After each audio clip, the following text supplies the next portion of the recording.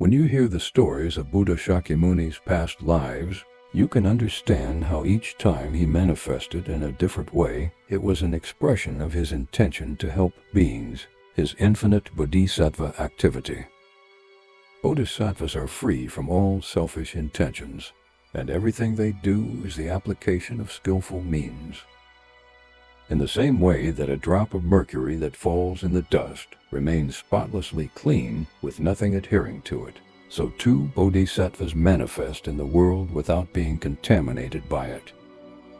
To recognize bodhisattvas' perfect goodness, and with confidence and faith to see everything as pure, will ensure that your Dharma practice does not become rotten at the root. Faith is what opens the gate of the teachings wide. Of the 7 noble qualities, faith is the most noble of all. With complete confidence and devotion, see the teacher as a real Buddha, and whatever he does as a manifestation of his perfect wisdom.